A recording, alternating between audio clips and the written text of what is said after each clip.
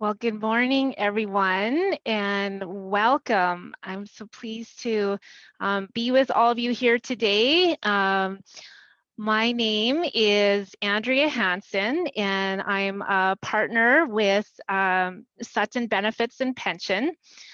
Just give me 1 second here. I just need to set something up. Just give me 1 minute. Perfect. Okay. So thank you for joining us. We're so pleased to have our guest speaker here with us today, Dr. Jackie Fleury, and we're going to be acting on insights that we learned from our conversation with Betty Ann Hagee in February on building resilience.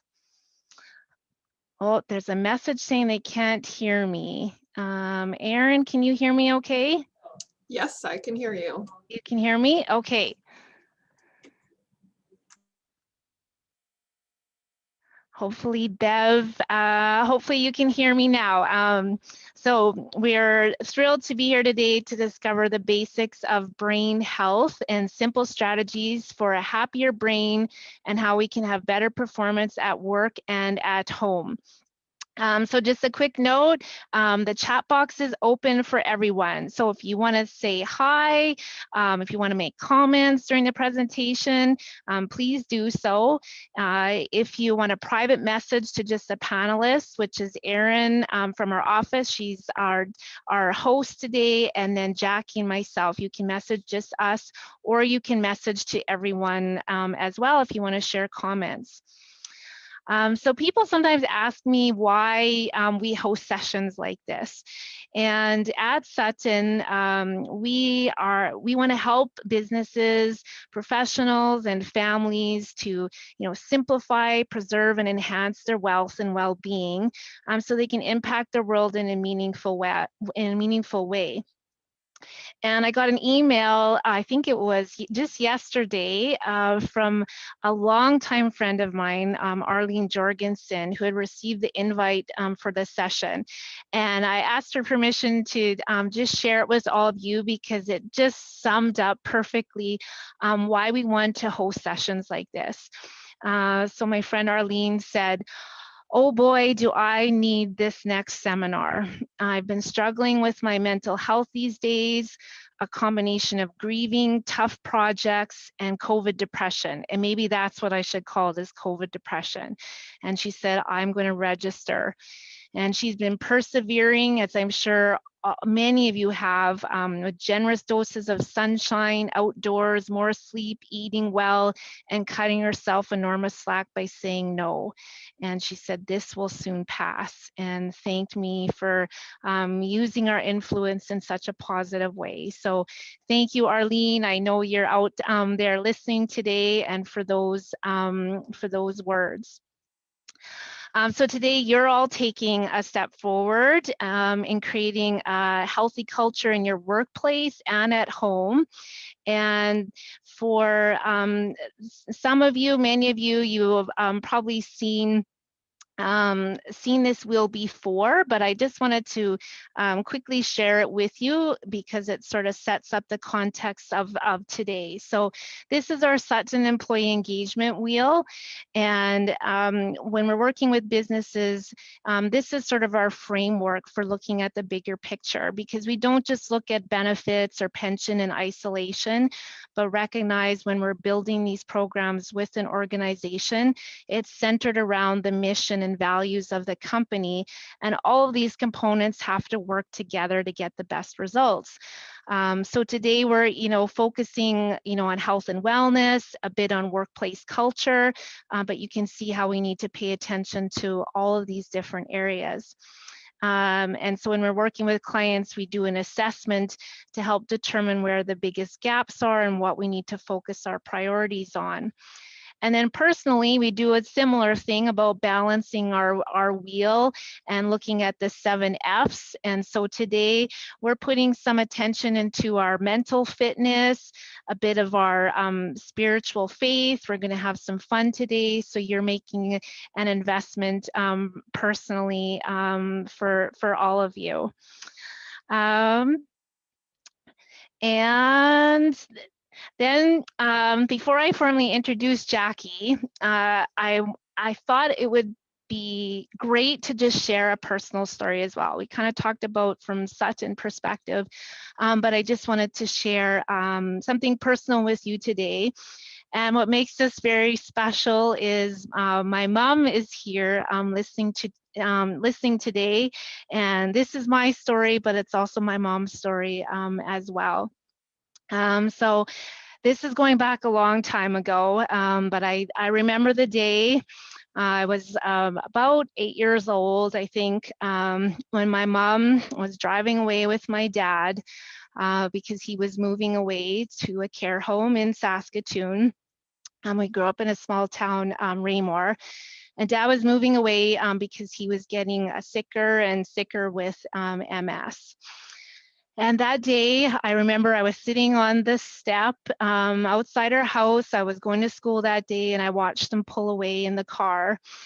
And I remember how just sad I was that this was happening. And not only was he my dad, but I was an only child, which made me daddy's girl. And I didn't realize at the time, but I certainly do now as an adult, looking back, how difficult it was for him to make that decision to leave and how hard it was for my mom from that point forward. But I also realized it could have been a lot worse because my mom and dad, they were business owners, they were pharmacists, and they had planned really well financially and had made lots of good decisions in advance. So it was sad, but it didn't become a disaster. And my mom was able to continue on working in the business as a pharmacist, and things were taken care of financially. And then when I was about 12 years old, my dad ended up passing away from the disease. And unknown to us, clear looking back, but unknown at the time, my mom was suffering with anxiety and depression and OCD, and she hadn't had any diagnosis. She wasn't receiving any sort of treatment, and had a lot of hard years before she got help and care she needed and began her road to her healthy self, which she is today. And mom and I had the conversation this weekend about, if only we had known the things that we know now, but we didn't at the time. And all these experiences in life have taught me how important it was to be responsible, to make good decisions in advance, take care of your finances and your health. And by health, I mean your whole health. So when I think back about how I got into the insurance and financial services world and helping businesses make good decisions in advance, it's very clear to me now because I know no matter what, we're going to have some hard situations, some sad situations, and we can't take the sadness away. But if we are well planned and we have right coverage and support in place, we can make sure they don't turn into disasters. So for those of you who know me, you know that I care for people and I love the work that I do with our clients. And I think of myself as operating like an early warning system to help make sure businesses are prepared for life situations so they can focus on growing their business and doing what they do best. So it's why I speak and write and why we hold seminars like this. And it's why I wanted Dr. Jackie Fleury here with us today to help us all prepare and help us bring our best. So now I am going to formally introduce Jackie Fleury. So Jackie, she is an entrepreneur, a writer, a speaker, a naturopathic doctor with a passion for helping individuals survive and thrive as top performers. Her consulting is tailored to build emotional and physical resilience with a vision to foster high levels of engagement, creativity, well-being, and performance. She's been in practice since 1998 and has successfully treated many patients for the acute and chronic conditions of stress due to lifestyle. And she provides clients with a framework on how to make small, sustainable, and highly effective upgrades to your physical and mental health that results in better sleep, moods, digestion, hormone balance, and overall happier brains. So you will come away with understanding how you can become the master of your moods and skyrocket your performance in your professional and personal life. And personally, I have learned a great deal from Jackie and improving my own mental health. And I'm just so happy to introduce all of you to her today. So thank you. Jackie, you're up. Okay, thanks, Andrea. It's just going to take me a second here to get myself organized. I think I'm going to do a screen share. Before I do that, though, I have to say that I have a lump in my throat because your story just about brings me to tears.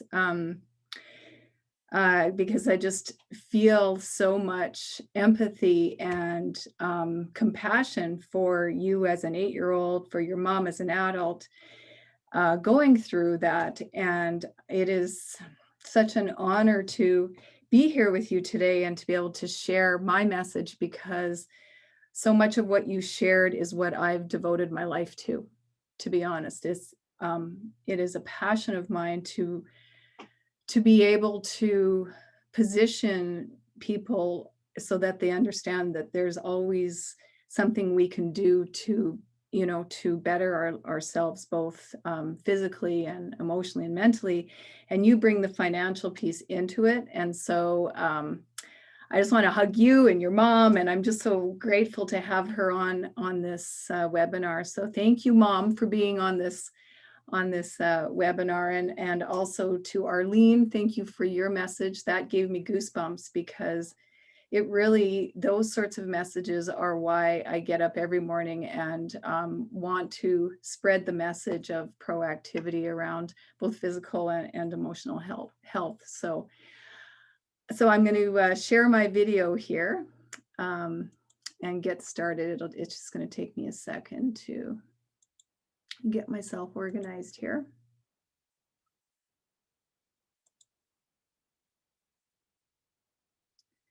And I'm assuming everybody can hear me okay. Let's see here. Slideshow. There we go.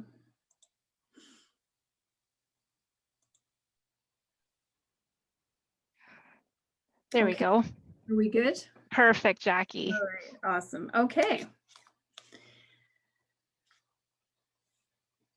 On a beautiful late spring afternoon 25 years ago, 2 young men graduated from the same business college. They were very much alike. Both had been better than average students. Both were personable and vibrant and athletic, and both were filled with energetic and ambitious dreams for the future. And recently, these men returned to their college for their 25th reunion. They were still very much alike. Both were happily married. Both had launched successful businesses. Both had 3 children, and they were in their businesses were in the multiple 7 figures. But there was a fundamental difference. And one of the men had eyes that sparkled and with curiosity and interest in the people around him, and he was well dressed, and he had a smile that lit up the room. The other seemed distant, and he was withdrawn. He was slightly disheveled in his attire. And when he moved, it was apparent that he was in pain.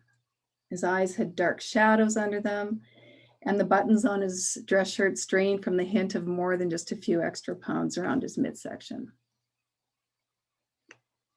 Have you ever wondered what makes this kind of difference in people's lives?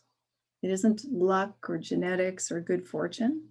And it isn't that one person desires to be happy and healthy and the other doesn't. The difference lies in what each person knows and how he or she makes use of that knowledge.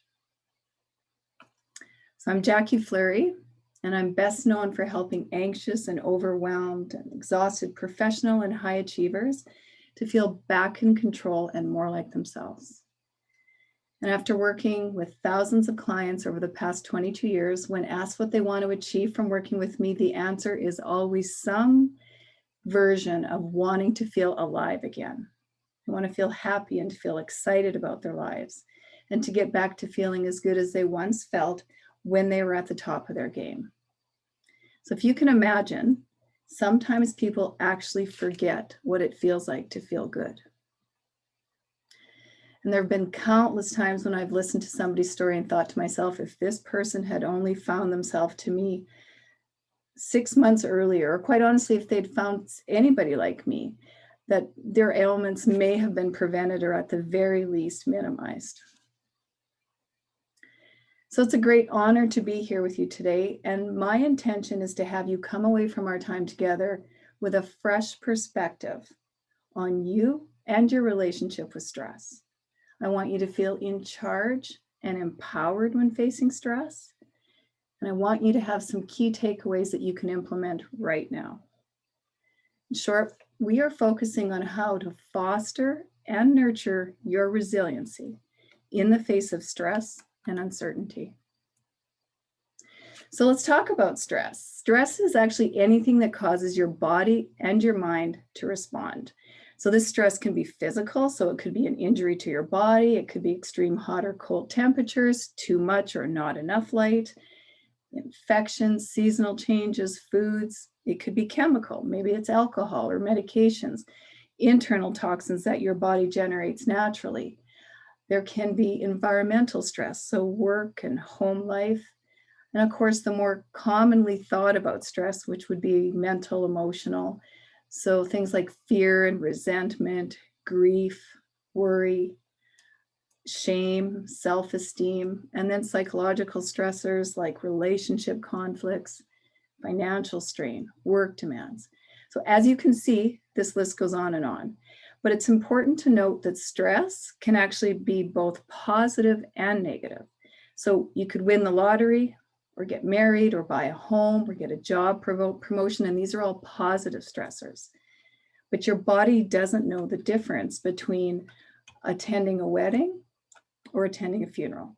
It just knows that it's responding to something. So the key takeaway here is that it's not what's happening in your life that's the problem. It's how you respond to what's happening in your life. So there are two kinds of stress. There's the acute stress, which is that stress response that happens when something urgent or immediate happens. So in ancestral times, this response would be triggered, let's say if you needed to outrun a bear. So this is a fight or flight response. And your body releases adrenaline, which then leads to a whole cascade of responses to get you out of danger.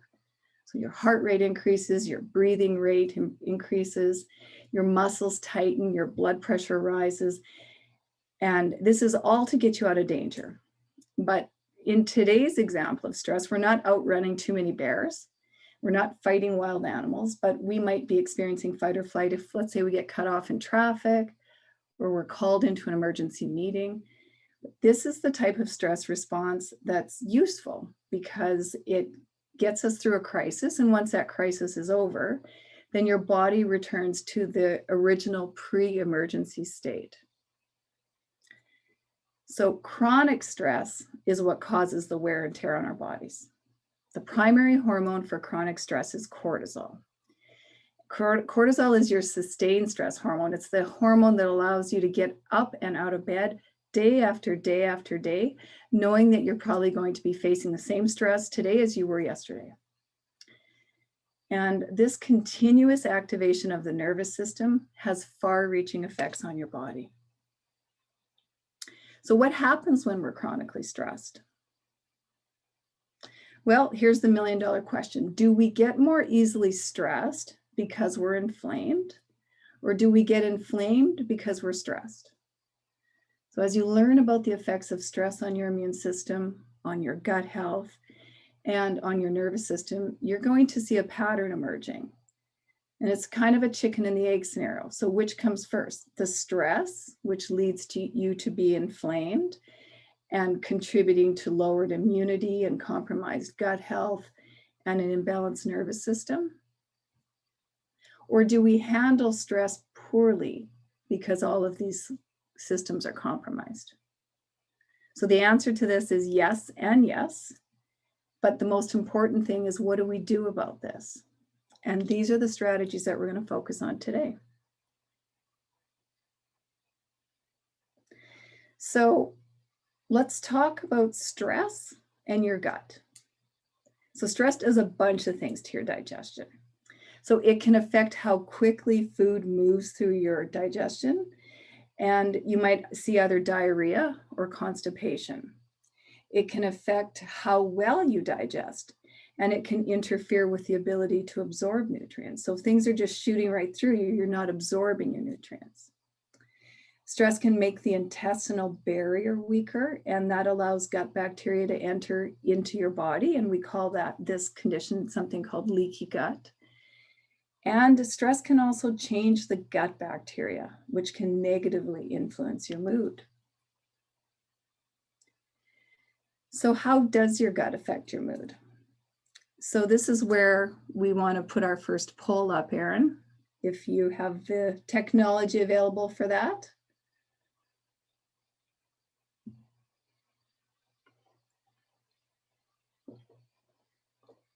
So I have a question for all of you. Did you know that you actually have two brains? It says host and panelists cannot vote. We can't skew them one way or another. I know, I was trying to vote, Jackie, because I know the answer. Yeah, I know. So Erin, do we see answers coming up here? Oh, Oh, there we go. okay, perfect. So you can see that, Jackie? Yeah, Yeah, that's 71% said no, that we Okay, don't have two brains. Oh, this is so 29% said yes. Yay. Okay, so I get to tell you, I get to share something new with you today. So that's fun. And I should just, Jackie's heard me say this before, my mind was blown when she taught me this the first time. So get ready.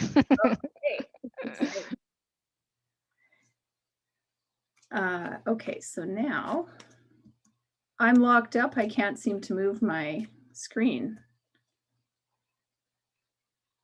Let's see here. Would there be a reason why? There we go. Okay. So it turns out that our brain and gut are connected by an extensive network of neurons.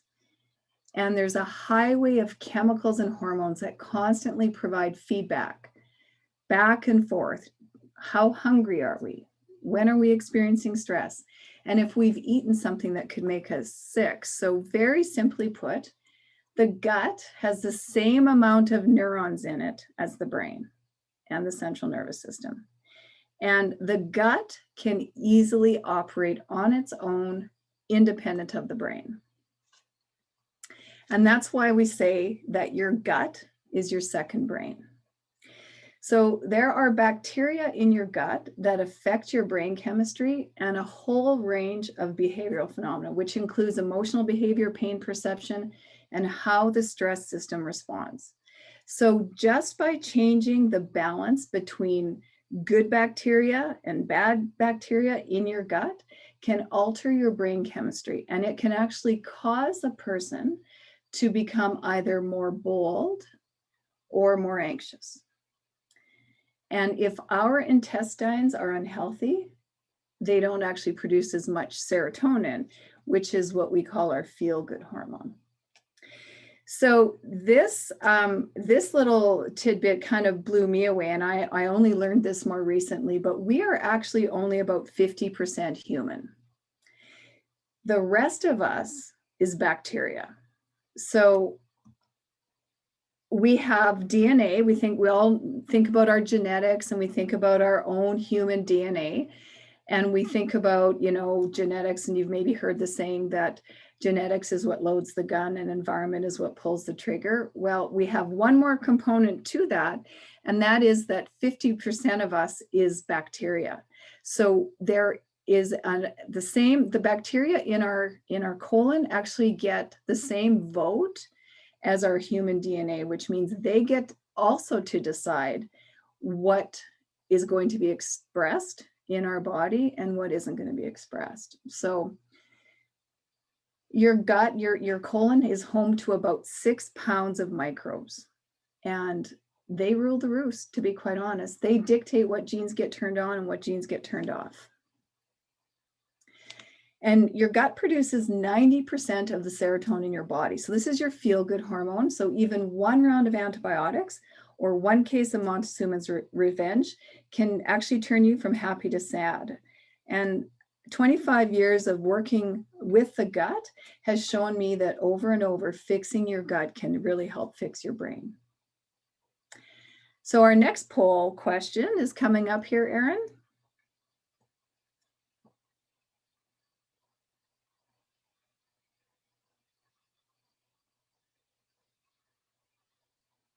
And that question is this: where do you think the majority of your immune system is found in your body? So is it found in your blood cells? Is it found in your bone marrow? Or is it found in your gut?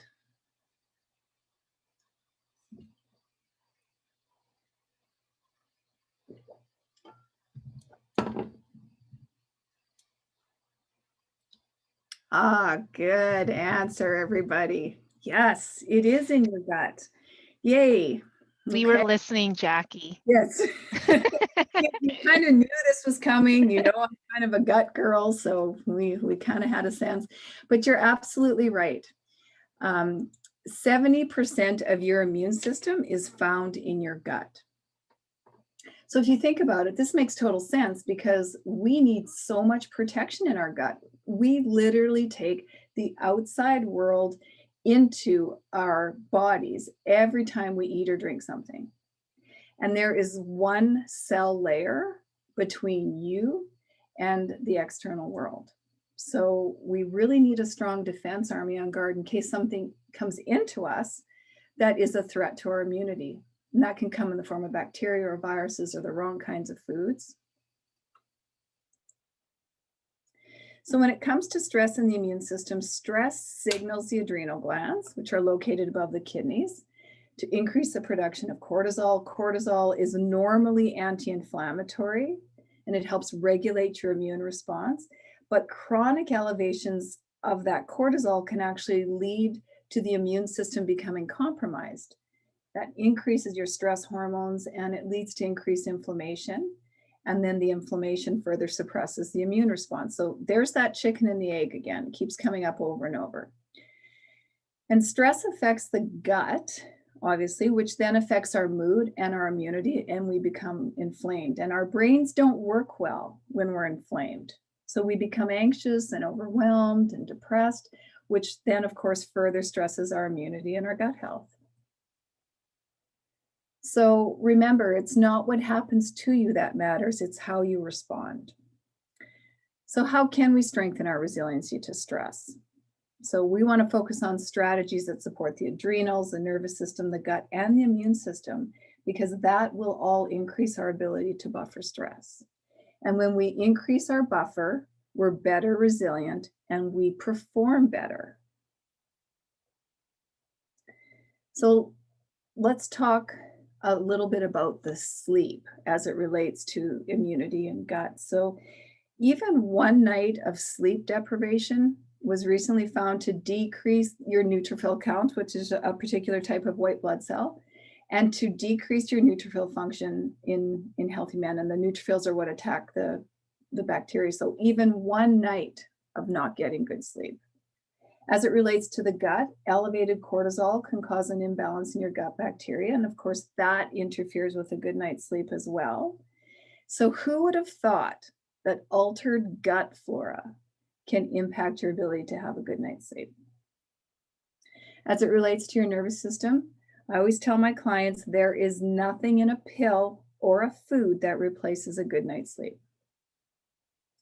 So this is my favorite cortisol graph ever. And I'm just going to walk you through why it's important that we get a good night's sleep. So Erin, I think, first of all, I think there's a poll here too. This is my last poll question. I think. Yeah. So is it better to be a night owl or an early bird? We'll see how many night owls are out here. Or does it make a difference?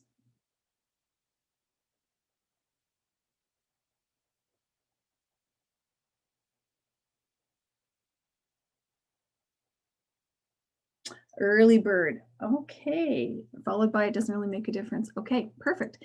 Well, let's see how you guys feel about this. So this is a graph that has two parameters on here. We have cortisol, which is your black curve, and we have melatonin, which is your red curve. Okay. Melatonin is your sleepy hormone. That's what helps you fall asleep at night. Cortisol is what wakes you up in the morning. Okay. So melatonin, that's your sleepy hormone. It should be at its lowest when you wake up in the morning at that 6 a.m. As the day wears on, it stays low, low, low, low, low. And then it actually starts to rise at between that. You can see that 6 to 9 p.m., but it's actually starting to rise at around 9, 10 p.m. Okay. So conversely, we have cortisol, which is your get up and go hormone. And it should be at its peak between that 6 and 8 in the morning. And then as the day wears on, that cortisol is going to drop so that it should be at its lowest between 8 and 10 p.m. So what happens if you're up past 10 p.m.? Well, your cortisol, your black curve, it starts to rise again. And if you're anything like me, if I'm up past 10 p.m., I start to get the munchies and I need to rip into a bag of chips. Because I think I'm hungry and I get my second wind and I start to do laundry and I start to busy myself around the house because now instead of falling asleep, I've been riding that cortisol curve and now it's starting to go up and I'm starting to get a second wind. So what's happening is I'm compromising my melatonin production. So now I'm not in bed when my melatonin is rising. And your melatonin peaks between 1 and 3 in the morning. So how many of you can relate to the fact that you fall asleep? Maybe you fall asleep okay, maybe you don't. But if you fall asleep and happen to wake up between that 1 to 3 in the morning, what do you think your melatonin is doing at that time? So I'm guessing it doesn't have this nice spike here between 1 and 3 in the morning. So I guess the takeaway about your sleep is that ideally you'd be in bed between up between 6 and 8 in the morning, in bed between 8 and 10 p.m. That way you get to optimize your sleep hormones and your get up and go hormones. And whatever you compromise at bedtime, so let's say you stay up till midnight and you say, you know what, I'm just going to sleep in tomorrow morning. I'm going to gain my extra sleep. On the flip side, you never regain it because of your circadian rhythm. So if you don't get up before 8 a.m., you start to go into, you've missed that cortisol peak. And now you're getting up when your cortisol is already starting to fall. So you might feel brain fog and groggy and your melatonin hasn't completely worn off. So if you really want to hack your sleep, you want to be up between 6 and 8, to bed between 8 and 10. And I could spend a lot of time just on this sleep slide and we don't have that time. So I'm going to carry on, but I do a whole presentation just on sleep because it is a really important, it's really important to dial this in and to really master your sleep. So this slide just reiterates to bed by 10, up between 6 and 8. I don't even have to say anything about electronics, but I'm going to say it anyway, that blue light from your electronics is messing with your brain chemistry. It's interfering with your melatonin production. And also keeping the room cool. So when your room is cool, your body, in order to fall asleep, it has to cool itself. So if you cool the room, you're just taking some of the burden off your body to be able to fall asleep sooner. Okay. So Jackie, sorry, can I just ask a question? When you mentioned about like in relation to the pandemic and our cortisol levels and that, we're maybe at, did you say we're at heightened cortisol levels when we have ongoing stress? yes. So then back to your graph, like can you just say again how that affects our sleep potentially if we're all like at this elevated cortisol level? It's a great question. So your cortisol might not be at its lowest in the evening because you might still be activated. Your nervous system will be, that's the best word I can use is activated. So in these instances, then doing some of the things that we talk about in terms of boosting your nutrient support, really doing those extra strategies that we know to lower that stress response well before you try and crawl into bed. So we almost have to treat ourselves like like little kids, right? Which is you wind the nervous system down just like we do with our kids. We read them stories, we give them a bath. We do a bunch of things to wind the nervous system down. And then unfortunately, what can happen in prolonged periods is that you burn out. You don't even produce lots of cortisol anymore, and you kind of go into almost a more of a chronic fatigue type situation where you just don't have good cortisol production all day. So there's varying degrees of that stress response for sure. Mm-hmm. Yeah. I think that relates to one of our questions too from Terry McAdam. Ask, can you train your system to move the curves on your chart? So that's one way you talked about, is helping our cortisol levels to come down. Is there a way for the other one to change that? Yeah, to have better cortisol production in the morning. We usually start with the tail end, which means we do everything we can to get a good restorative night's sleep. And then typically the morning curves correct themselves. But if you don't get a restorative sleep, you're already starting your day off probably with a lower production of cortisol. So it's all about that restorative sleep for sure, where we focus. Great questions. So when we talk about like how can we actively support ourselves during these times, we want to focus on some of those nutrients that we would not be getting in adequate or optimal amounts during periods of stress. So vitamin C is one of those. You just can't go wrong with vitamin C. And as it relates to the immune system, of course, it has immune supportive properties. Because it's, again, chicken and the egg. When our systems are stressed, our requirements for vitamin C goes up. So even though there's a daily amount, sort of a minimum daily amount that's recommended, which is 60 milligrams, that's in a perfect situation where you don't have any other stressors on you. You don't have any physical, emotional, psychological, chemical, like you don't have any of those other stresses. So vitamin C, we burn through that really fast. So it supports the gut, so it helps protect the walls of our intestinal tract. And again, when we're stressed, we need all the protection we can get. And then vitamin C, as it relates to the nervous system, is found in its highest concentration in your adrenal glands. So that's why certain groups like the Eskimos, for example, the first thing they eat when they have an animal available to them is the adrenal glands, because it's how they get their vitamin C. So and there was one study that showed 3 grams of vitamin C produced a decrease in blood pressure, cortisol levels that recovered quicker, and they just generally felt less stressed. So vitamin D, again, it's one of those vitamins that's actually not a vitamin, it's a hormone. And it has regulatory effects on the immune system. It changes our susceptibility to infections. It helps with the permeability in the gut. And it also can help manage symptoms of depression and the stress hormones that are being produced. So again, can't say enough good about vitamin D, and most people are walking around deficient. If you were to ask your doctor to test your levels, I can almost predict, unless you've been consistently supporting yourself with supplementation, you're probably low.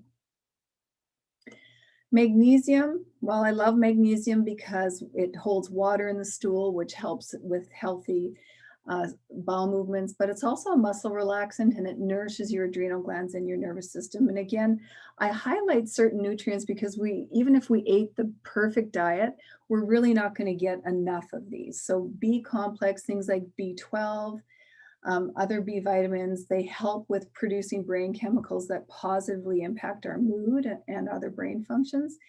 And there are many, many studies that link all forms of Bs to depression and memory and fatigue and anxiety and irritability and poor sleep.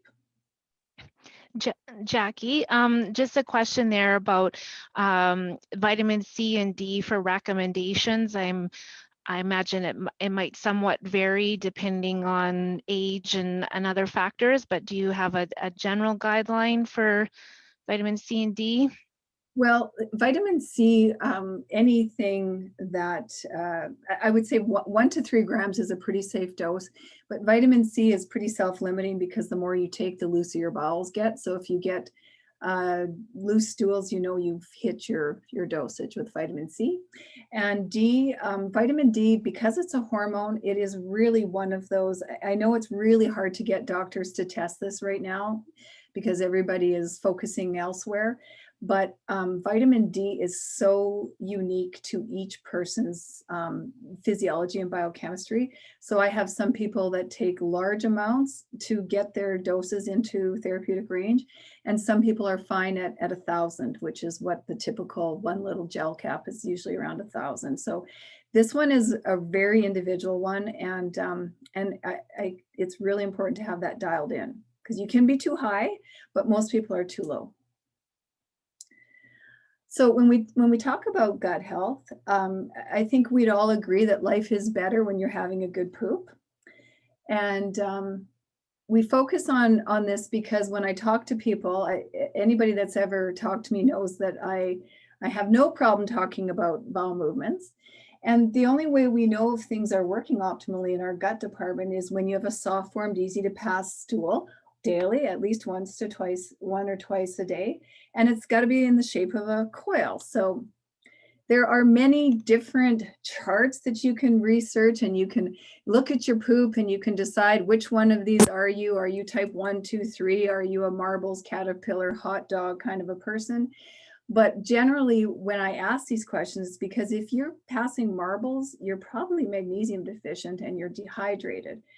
If you're a soft serve, or if you have explosive bowel movements, that tells me something else about your system. And when I ask somebody, do you have any gas or bloating? And they say to me, well, just the normal amount. There is no normal amount of gas and bloating. It's common, but it's not ideal. And these are the sorts of things we want to dial in for sure. So if you think of your body like a garden, if you've got too many weeds in your garden, you're going to feel brain fog and your body's going to feel sluggish. So I'm going to talk a little bit about what we can do about that garden. But if we want to achieve a healthy gut, it can be as simple as a high quality multi-strain probiotic.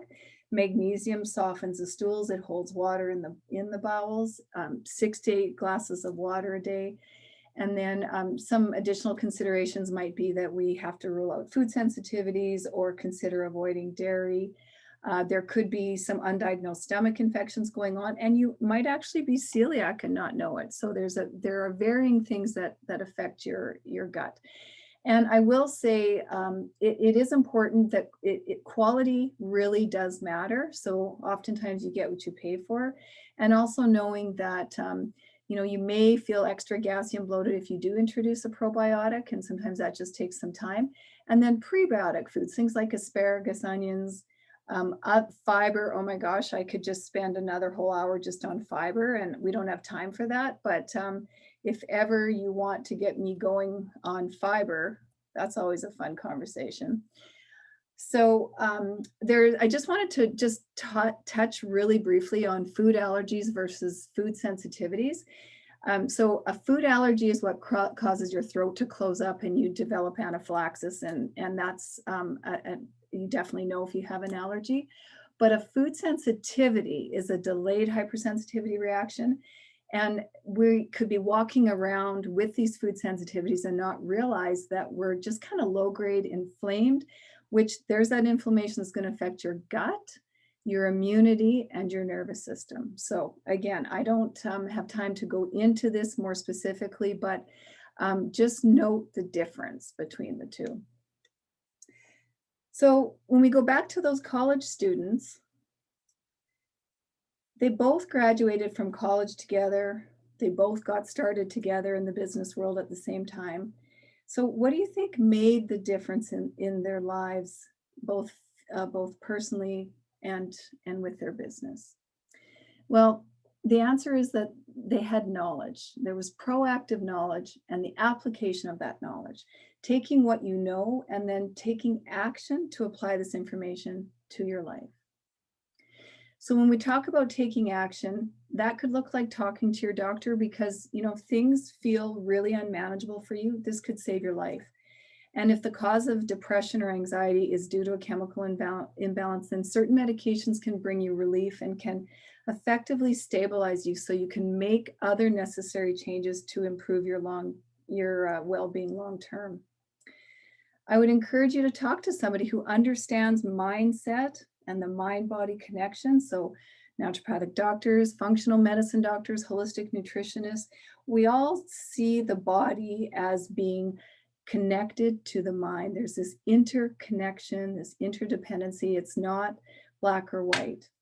Finding a good counselor, having a good therapist, reading a book, listening to a podcast. I do an hour of a podcast every day. So it's my reason to get out in the morning and go for a walk so I can listen to my podcast. And, you can educate yourself in private. Sometimes we don't want to talk about these feelings or issues that we might be experiencing. So sometimes it can be that we can seek some of this support in private.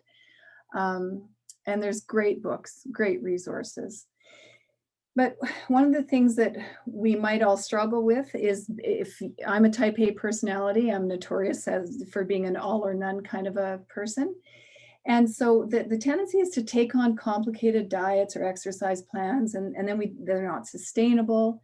But I will tell you that after 20 plus years of working with people, the most effective changes are the ones that you commit to and you hold on to them over the long period of time. So pick one thing or two things and commit 100% of the time, and then get that habit on autopilot and then move over to another one. So that might be a 10-minute walk, but if you can commit to it 100% of the time, master it, and then build on that. So I guess my question to you as we wrap up is, what is standing in the way of you getting better? And I want to leave you with a little story from my recent weekend of adventure biking. So I've always loved being on a dirt bike, and I have a street bike. And most recently I've taken up dual sport riding. So I found myself signed up to do this level 1 certification course for adventure riding. And to be honest, I was pretty sure I'd bit off more than I could chew. But I'm not one to back away from a challenge. So I'm happy to say that I accomplished maneuvers and techniques on a bike that I've never done before. I pushed through so much fear and uncertainty on everything from hill climbs to teeter-totters and steep hill descents. And although the instructors were quick to point out that I was the only rider who was 4 for 4 for completing the final course circuit without dropping my bike, I wanted to share with you what my most significant personal takeaways were. And it's this: wherever you focus is where you're going to go. So to me, riding a motorbike has always kind of been symbolic of my life. And although this makes sense in theory, when I was on my bike, I physically experienced that if I would look down, I would fall down. And if I looked straight ahead, all the way up the hill, instead of what my tire was on directly in front of me, I would make it. I made it up or down without wiping out. So that life lesson is this: focus on where you're headed rather than what's underfoot. And the second takeaway is this: power, power, power. When I would start to lose control of my bike, or I needed to put my foot down, it was usually because I was underpowered. And the way I would get out of trouble was to apply more power, correct the course, and focus. So that second life lesson is this: when things get a little bumpy, the worst thing I could do was pull in the clutch and slow down. Instead, I needed to gear down and apply more power. And my third life lesson is that I am way more powerful and capable than I realize.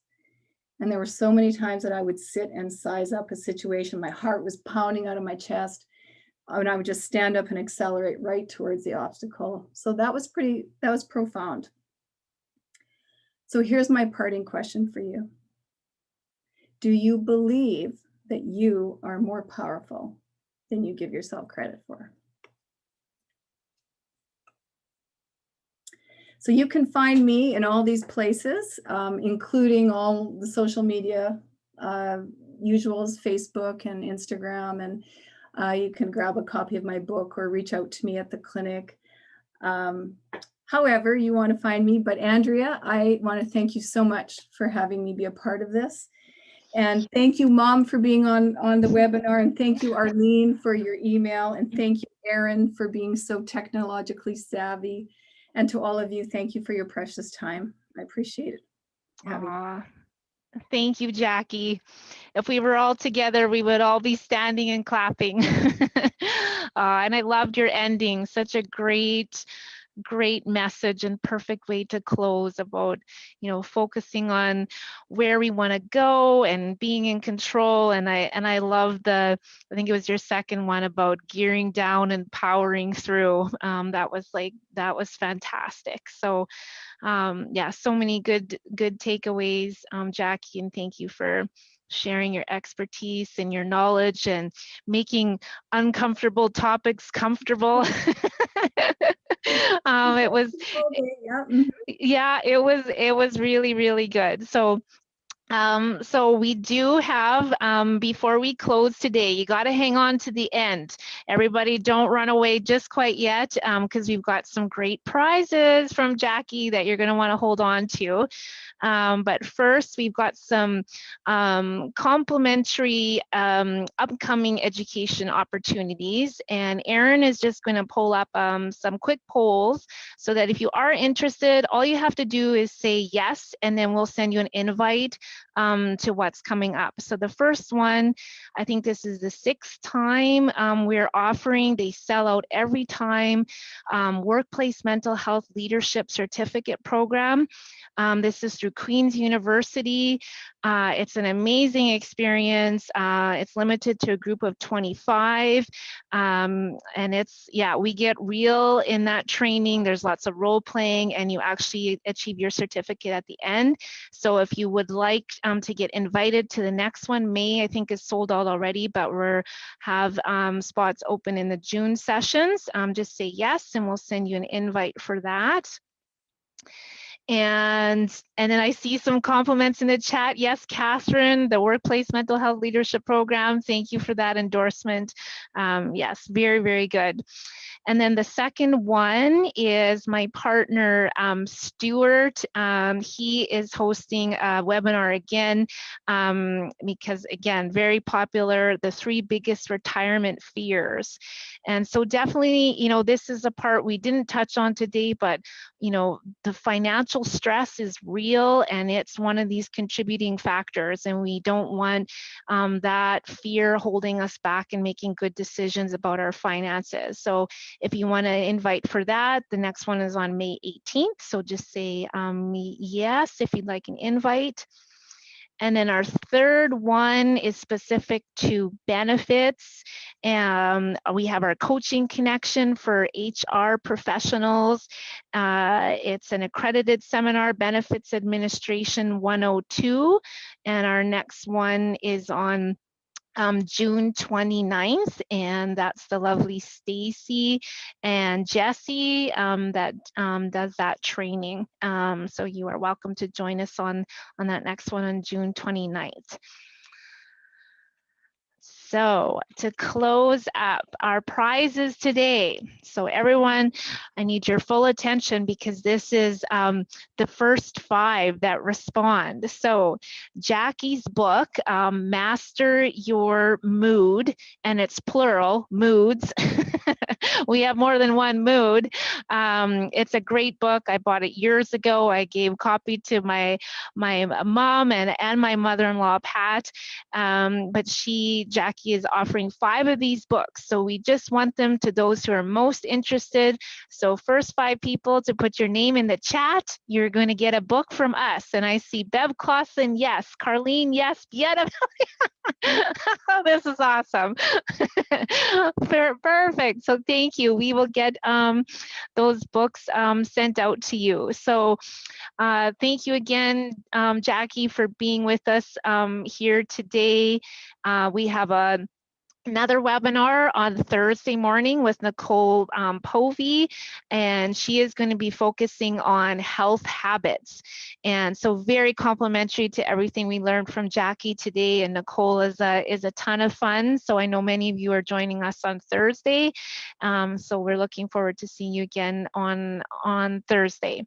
So that is it for today. So thank you again, Jackie. Thank you, Erin, for helping us out, and to an amazing group and all the great comments in the chat. It's only would be better if we were all together in person, but this was fantastic. So thanks everyone, and have a great day.